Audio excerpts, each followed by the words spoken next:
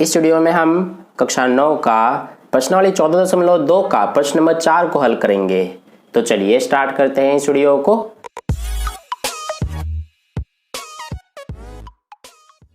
तो देखिए dear students, प्रश्न नंबर 4 में हमसे क्या कहा गया है कि निकटतम सेंटीमीटरों में मापी गई 50 विद्यार्थियों की लंबाइयां ये हैं। तो आप यहां पर देख सकते हैं, ये हमने 50 विद्यार्थियों की लंबाइयों को लिख लिया है।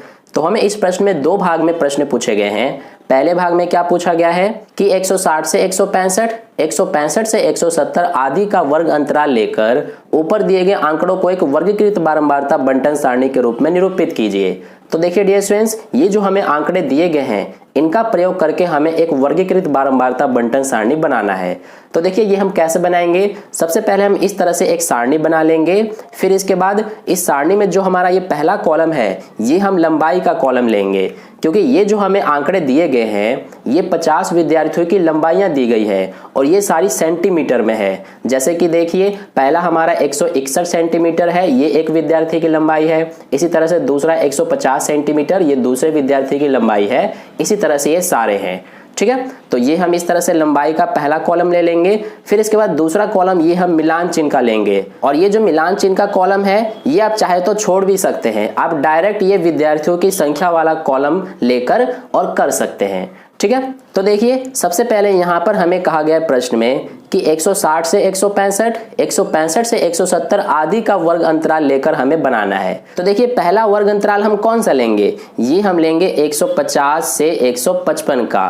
क्यों? क्योंकि देखिए इन आंकड़ों में अगर आप देखेंगे तो सबसे छोटा आंकड़ा आपको ये वाला 150 का मिल जाएगा, ठीक है। इससे छोटा इन सभी में और कोई नहीं है, इसलिए हम यहाँ पर 150 से स्टार्ट करेंगे और 5-5 का अंतर लेंगे, क्योंकि हमें कहा गया है कि 160 से 165, 165 से 170 आदि का वर्ग अंतराल लेकर बनाना है, ठीक है। तो इसलिए इसके बाद अगला हमारा क्या हो जाएगा 155 से 160, इसी तरह से 160 से 165 अगला हो जाएगा, फिर 165 से 170, इसके बाद हमारा हो जाएगा 170 से 175, ठीक है। अंतिम हमारा 175 तक क्यों होगा, क्योंकि इन सभी आंकड़ों में अगर आप देखेंगे तो ये जो हमारा आंकड़ा है 173 ये सबसे बड़ा है इन सब में, ठीक है। और ये हमारा 173 जो है 175 से कम है, इसलिए हम अंतिम वर्ग अंतराल 170 से 175 का लेंगे, ठीक है। तो आई होप आपको इतना समझ में आ गया। अब देखिए सबसे पहले यहाँ पर हम देखते हैं कि 150 से 155 के बीच में कितने इनमें से आंकड़े हैं, उनको सबसे पहले हम मिलान चिन्ह का प्रयोग करके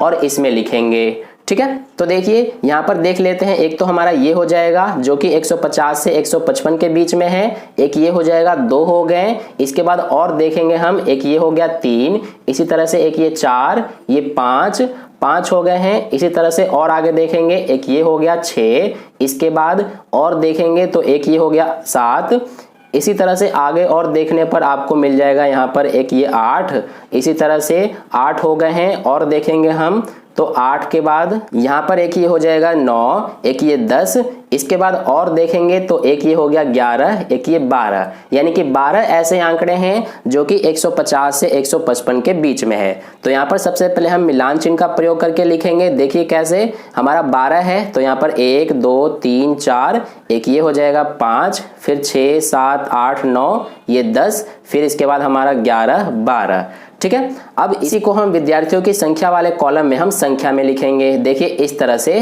12, ठीक है। तो ये हो गया। अब हम देखेंगे कि 155 से 160 के बीच में कितने ऐसे आंकड़े हैं। और एक बात का आपको हमेशा ध्यान रखना है कि इसमें जो हमारा ये जैसे कि 150 से 155 है तो इसमें हमारा 155 नहीं गिना जाएगा, ठीक है। इसी तरह से अगले वाले में 155 से 160 है तो इसमें हमारा 160 नहीं गिना जाएगा, यानी कि ये जो ऊपरी वर्ग सीमा है ये हमारे नहीं गिने जाते हैं, ठीक है। इस बात का आपको ध्यान रखना है। तो देखिए अब हम देख लेते हैं 155 से 160 के बीच में। तो देखिए डियर स्टूडेंट्स, एक तो हमारा ये हो जाएगा 1, इसके बाद एक ये 2 हो गए हैं, इसके बाद एक ये 3 हो गया, इसके बाद और देखेंगे हम 3 हो गए, एक ये 4, ये 5 हो गए हैं, फिर इसके बाद देखेंगे एक ये हो जाएगा 6, फिर इसके बाद एक ये 7, ये 8 और एक ये 9। तो 9 ऐसे आंकड़े हैं जो कि 155 से 160 के बीच में है। तो यहाँ पर सबसे पहले हम मिलान चिन्ह का प्रयोग करके लिखेंगे 1 2 3 4, ये 5 6 7 8 9, ठीक है। अब इसी को हम विद्यार्थियों की संख्या वाले कॉलम में लिखेंगे इस तरह से, ठीक है, तो ये हो गया। अब हम देखेंगे 160 से 165 के बीच में। तो देखिए डियर स्टूडेंट्स, एक तो हमारा हो जाएगा 1, इसके बाद और देखेंगे हम एक ये 2, फिर इसके बाद एक ये 3 हो गए हैं, एक ये 4, 5, फिर इसके बाद आगे देखेंगे हम एक ये हो जाएगा 6, ठीक है 6 हो गए, फिर ये 7, ये 8, इसी तरह से एक ये हो जाएगा हमारा 9, फिर इसके बाद और देखेंगे 9 के बाद एक ये 10, 11, 12 और इसके बाद एक ये 13 और इसी तरह से एक ये 14, ठीक है। और इसके बाद और ऐसे आंकड़े नहीं हैं जो कि 160 से 165 के बीच में है, तो ये हमारे 14 हैं। तो सबसे पहले यहाँ पर हम लिखेंगे 1 2 3 4, ये 5 6 7 8 9 10 11 12 13 14, ठीक है। इसी को हम यहाँ पर संख्या में लिख लेंगे इस तरह से, ठीक है। तो ये हमारा हो गया। अब हम देखेंगे 165 से 170 के बीच में। तो देखिए डियर स्टूडेंट्स, एक तो हमारा हो जाएगा ये 1, इसके बाद एक ये 2, फिर इसके बाद और देखेंगे हम 2 हो गए हैं, एक ये 3, इसके बाद और आगे देखेंगे 3 के बाद एक ये 4, 5, 6, इसी तरह से एक ये 7 हो गए हैं, इसके बाद एक ये 8, ये 9 और ये 10। तो 10 ऐसे आंकड़े हैं जो कि 165 से 170 के बीच में है। तो यहाँ पर सबसे पहले लिखेंगे 1 2 3 4, ये 5 6 7 8 9, ये 10, ठीक है। और यहाँ पर हम संख्या में लिख देंगे इस तरह से, ठीक है। अब हम लास्ट देखेंगे 170 से 175 के बीच में। तो देखिए यहाँ पर एक हमारा हो जाएगा 1, फिर इसके बाद एक ये हो जाएगा 2, ये 3, इसके बाद एक ये 4 और इसी तरह से यहाँ पर आगे देखेंगे तो एक हमारा ये है 5, ठीक है। तो 5 ऐसे आंकड़े हैं, तो यहाँ पर लिखेंगे 1 2 3 4, ये 5 और यहाँ पर इस तरह से, ठीक है। अब हम लास्ट में यहाँ पर हम लिखते हैं कुल योग। तो यहाँ पर हम लिख लेंगे कुल योग और देखिए अगर इन सभी का अगर आप जोड़ेंगे तो ये हमारा आएगा 50, ठीक है। अगर ये 50 जोड़ने पे नहीं आ रहा है तो आपने कहीं पे इसमें मिस्टेक की हुई है, ठीक है। तो इस तरह से ये हमारा हो गया पहला भाग। अब देखिए दूसरा भाग हम करते हैं। तो दूसरे भाग में हमसे क्या पूछा गया है कि इस सारणी की सहायता से आप विद्यार्थियों की लंबाइयों के संबंध में क्या निष्कर्ष निकाल सकते हैं।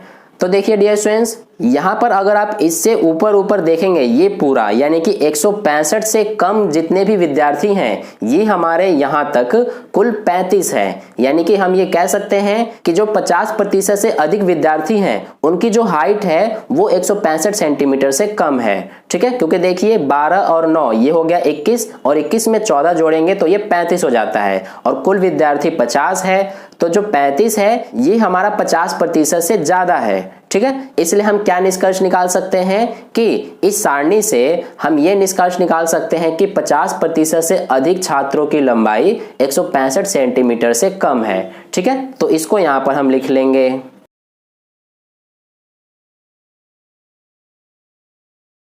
ठीक है। तो इस तरह से हमारा प्रश्न नंबर 4 का हल कंप्लीट हुआ। अगर आपको वीडियो अच्छा लगा है तो लाइक कर दीजिएगा, अपने दोस्तों के साथ शेयर कर दीजिएगा और पहली बार वीडियो को देख रहे हैं तो चैनल को सब्सक्राइब करके बगल में जो बेल आइकन आता है उस पर ऑल वाले पे क्लिक कर लीजिए ताकि अगली वीडियो जैसी अपलोड की जाए उसका नोटिफिकेशन सबसे पहले आपको मिल जाए। तो फिर मिलते हैं अगली वीडियो में। धन्यवाद।